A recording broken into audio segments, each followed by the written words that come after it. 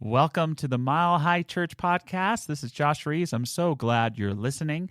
Hey, Zamira Jezworska, Jackie Harris, and I are facilitating a meditation and prayer retreat in September. Spend a few days with awesome people, meditating, praying, enjoying life, just being.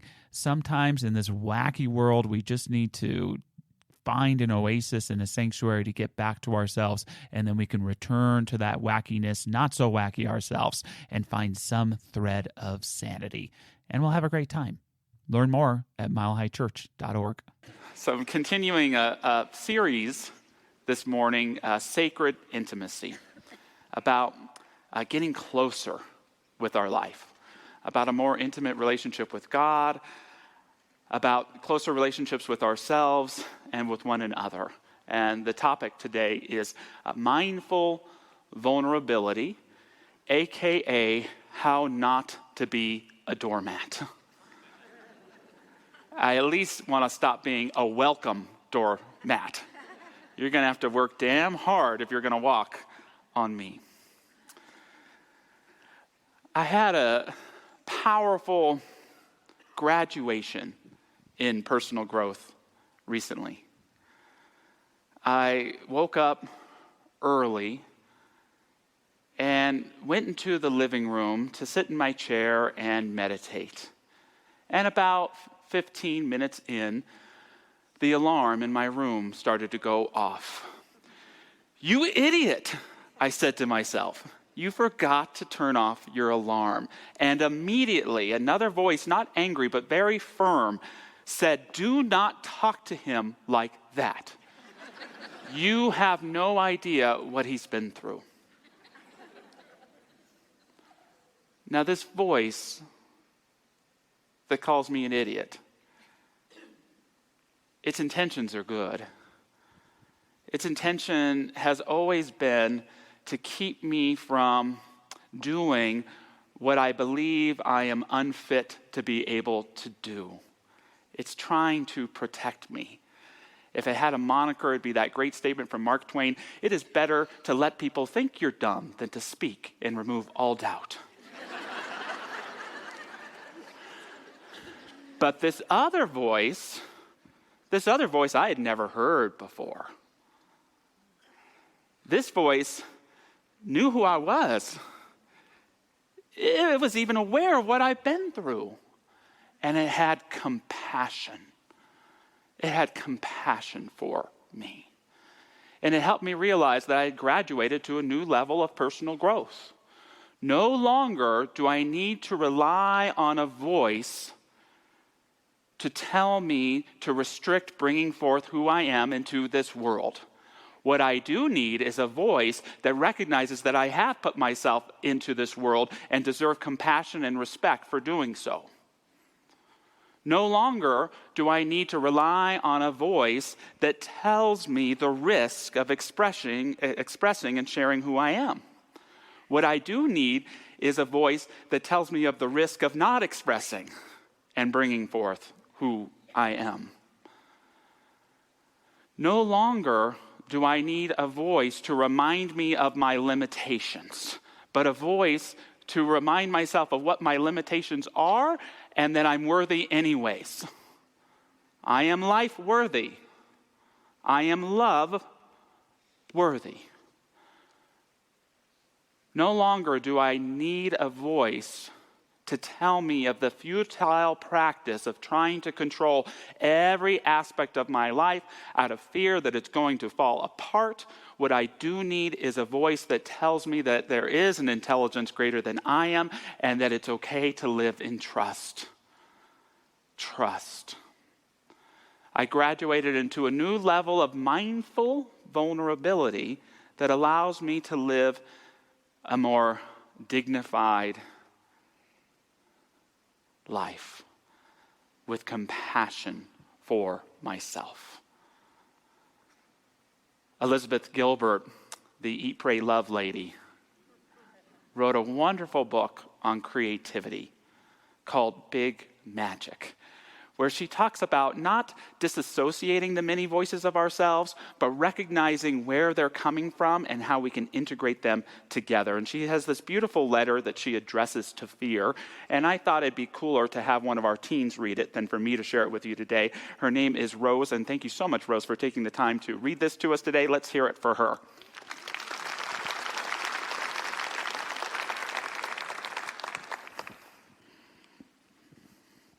Dearest Fear, Creativity and I are about to go on a road trip together. I understand you'll be joining us, because you always do. I acknowledge that you believe you have an important job to do in my life, and that you take your job seriously. Apparently, your job is to induce complete panic whenever I'm about to do anything interesting. And may I say, you are superb at your job. So by all means, keep doing your job if you feel you must. But I will also be doing my job on this road trip, which is to work hard and stay focused. And creativity will be doing its job, which is to remain stimulating and inspiring. There is plenty of room in this vehicle for all of us, so make yourself at home. But understand this: creativity and I are the only ones who will be making decisions along the way. I recognize and respect that you are part of the family, and so I will never exclude you from our activities. But still, your suggestions will never be followed. You're allowed to have a seat, and you're allowed to have a voice, but you are not allowed to have a vote. You're not allowed to touch the road maps. You're not allowed to suggest detours. But above all else, my dear all-familiar friend, you are absolutely forbidden to drive.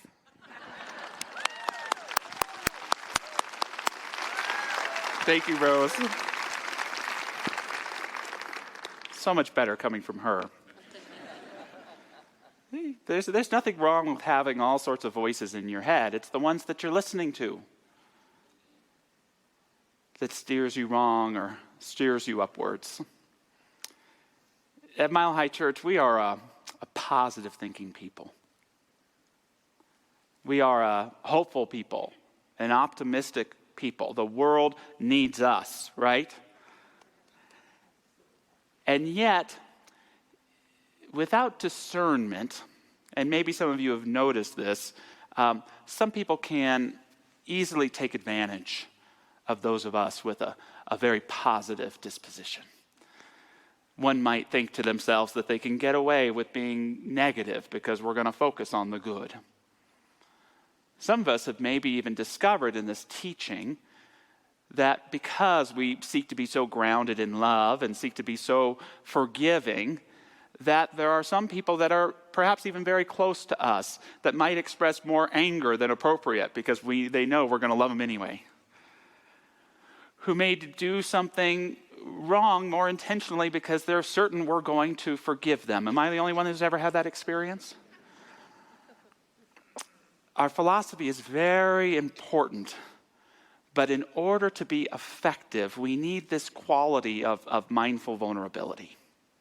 This quality of mindful vulnerability, the first aspect of it that I want to talk about today it's centered in love. Mindful vulnerability is centered in love. We believe here as an article of faith that there is such a thing as a presence of love in this universe that has no opposite. That there is a dominant power of love in this universe that has no opposite. Is there a love at a level of awareness that's opposite is hate? Okay. Or a love with a level of understanding that's opposite is fear?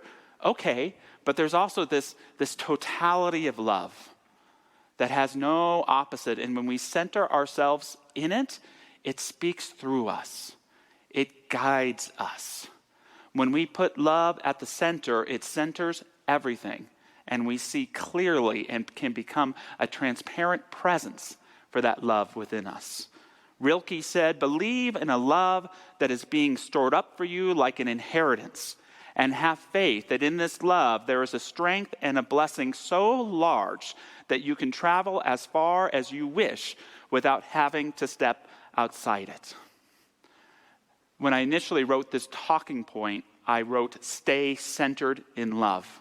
And I'm glad I caught that and removed that, because love is not about staying centered.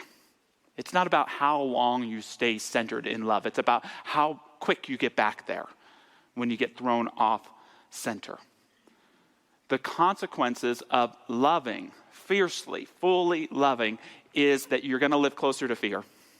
You're going to live closer to anger. You're going to live closer to grief and to loss, perhaps even closer to jealousy. The trick is to not set up camp in these. It's when love leads us in the direction of even a negative experience, that anger, that fear, that grief is just a call to get back to love, to get back to that center.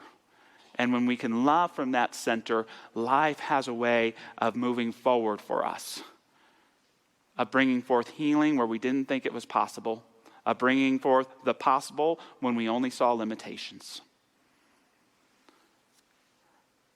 I have someone who I love deeply who was addicted to heroin. And I think we live in a time and era now where there's no such thing as a family that isn't touched by addiction. And working so many years with so many families hurting because of addiction, there's no right answers. That's what I've learned. There's no right answers on what to do or how to always respond. But with this particular loved one, I had to make the choice that was right for me, which was the best way I could love that person, was to cut them out of my life. I was watching them lie. I was watching them steal from people who were trusting them. And I was beginning, you see, to lose the belief that they were capable of getting better.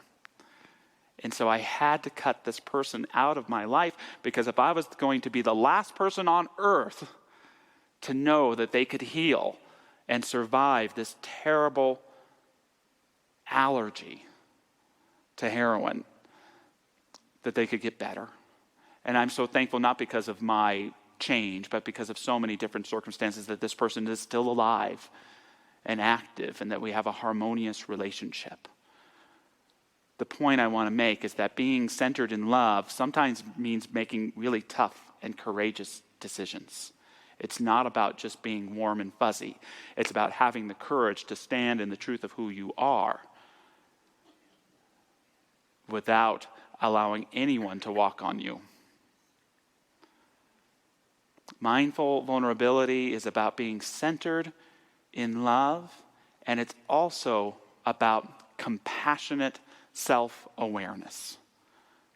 Mindful vulnerability is all about compassionate self-awareness.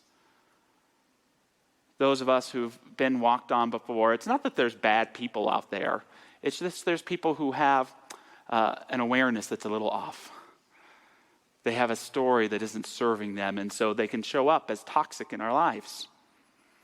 And maybe we've had a relationship. It could be in a romantic relationship. It could be with a member of our family, a coworker, a friend. Do you ever have that relationship where their problems and issues are so big there's no room for yours? And if we're not careful, we'll allow them to walk all over us by chasing them wherever they go.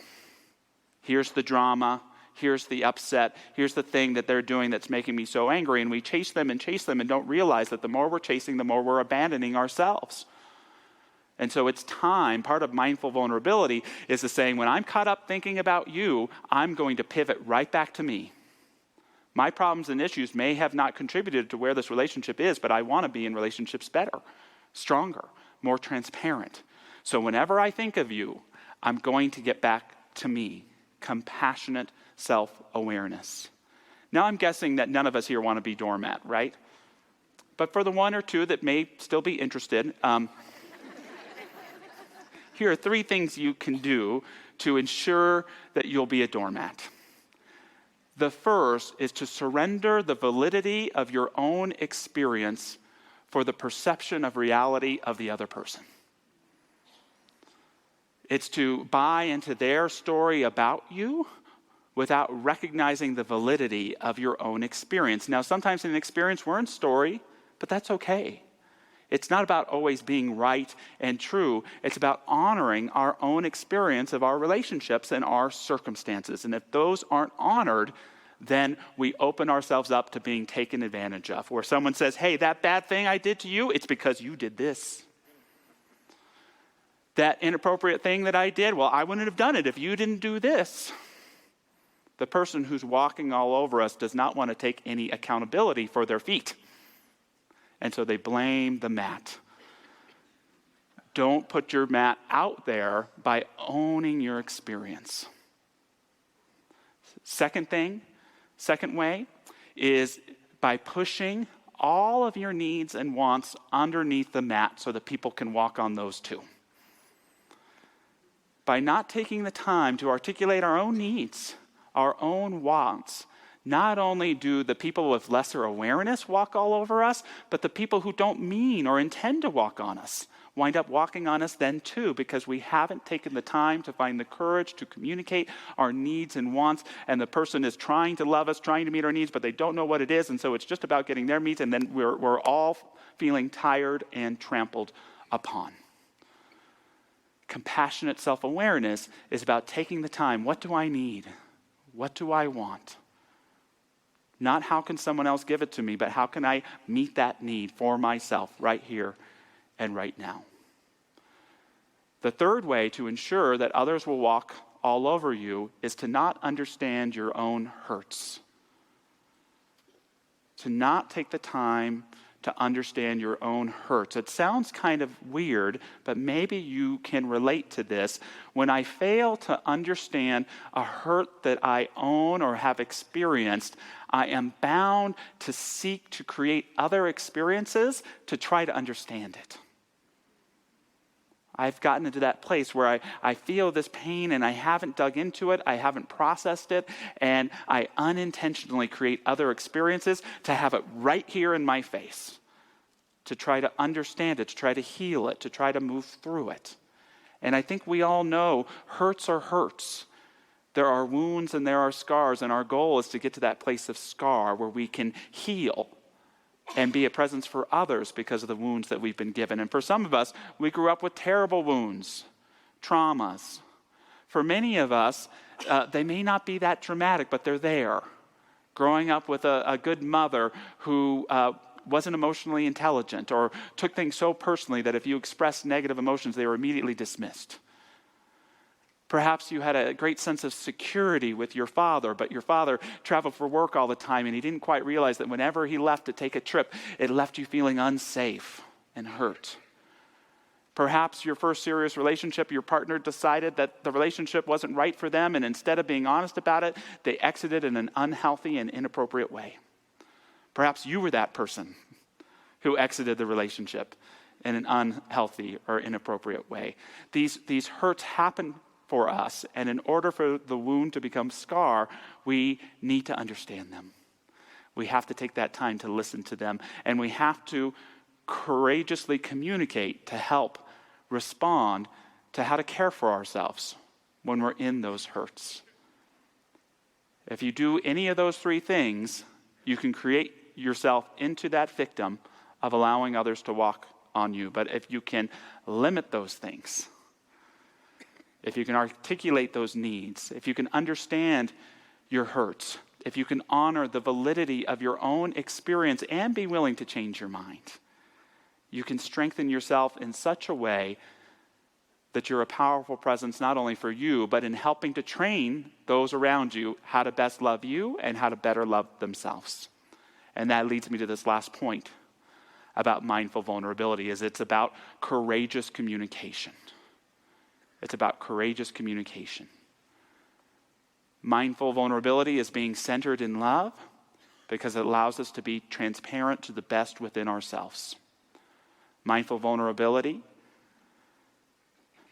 is about compassionate self-awareness because by being a safe sanctuary for ourselves, we bring forth the best of who we are.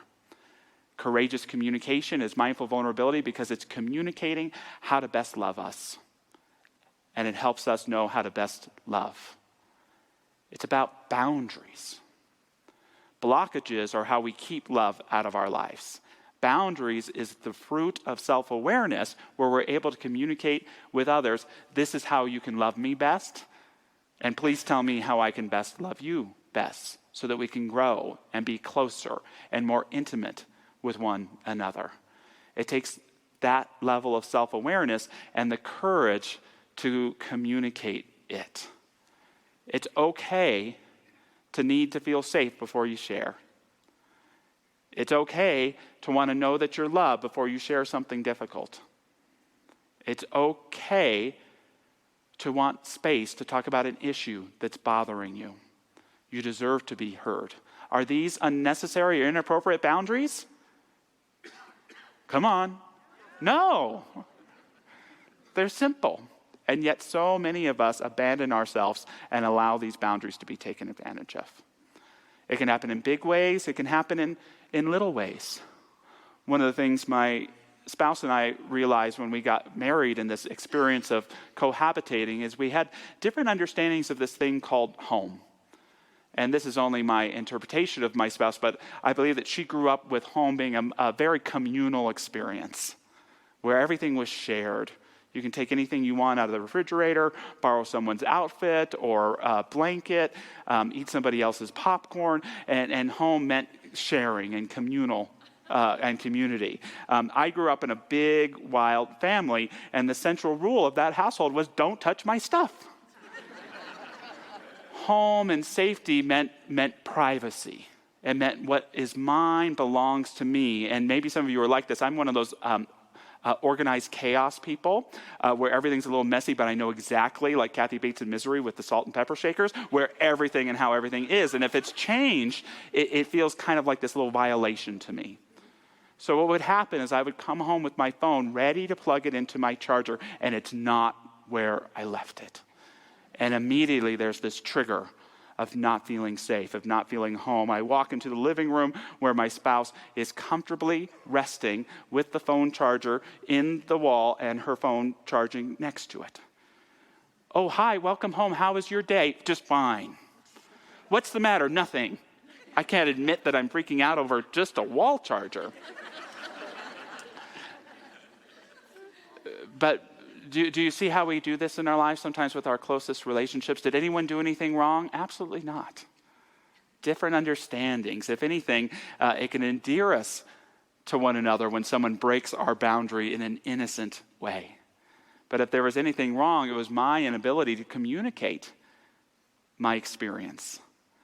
And so what was I going to do to create that safe space? Not to say there's a problem with what you're doing, or I don't like that you do that, but to share, hey, can I share a way for you to love me better? Think about that. How can we help the people that love us the most love us better? And how can we ask the people we love the most how we can love them better?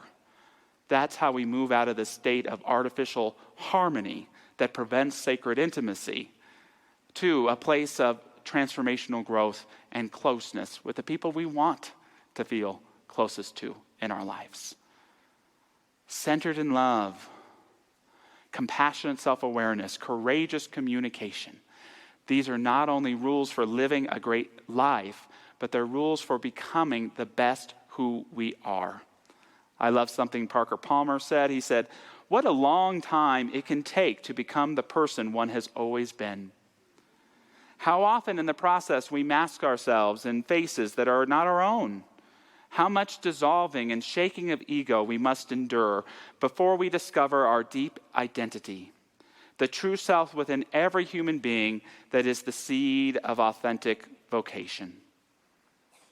A few questions to ask yourself before we close today. The first, where in your life right now are you called to center yourself in love? And how does that centering yourself in love in this particular circumstance help you to see clearly? Question 2, where is your attention going in a way that is not serving you any longer towards a person or a circumstance and what they or it is doing wrong that you can now use to pivot to come back to your own self-awareness. So instead of reacting to that which you are not, you can respond with who and what you really are. And lastly, where are you called to communicate courageously so that you can love better and be loved better? Where are you called to communicate courageously so that you can love better and be loved better? If you can answer these three questions, you will have brought forth a sacred intimacy in your life, a mindful vulnerability that will lead to meaningful transformation, inspiration, and that consciousness of closeness with life that each of us in our hearts most aches for. Moving into prayer, I invite any of our incredible prayer practitioners to stand and join me in consciousness. Oh, you are so beautiful. What a beautiful expression that we can sing to the divine, or that we can allow the divine to sing to us. Can I, in this moment, remember my sacred beauty, that I am a beautiful expression and child of God, that I am here not to toil, suffer, or hide in fear, but to love and be loved more and more, deeper and deeper, higher and higher. To live as that beautiful expression of the divinity that I am requires that I release any voice that tells me that I am not enough. I give thanks for those voices about where they taught me discernment, but I welcome in those true voices, the voice of that divine presence and of those mentors and teachers and loved ones who know the truth of who I am, even when I've forgotten it. May those voices lead me and lead each of us today into a greater sense of intimacy and closeness with every aspect of our lives. Transparent to this transcendent presence we call God or Spirit. I know it is the collective love of the universe, of everyone who's ever loved us and everyone who ever will, right here and right now, that guiding presence of love. We allow it to unfold us, to enlighten us, to guide us, fully ready not only to give of this incredible love within us, but to receive it right here, right now, in this day that the Spirit has made for each and every one of us. Let us choose the path of love. And so it is. Amen. Thanks for listening to the Mile High Church podcast. This podcast is made possible by the generous contributions from listeners like you. To make a donation, please visit milehighchurch.org.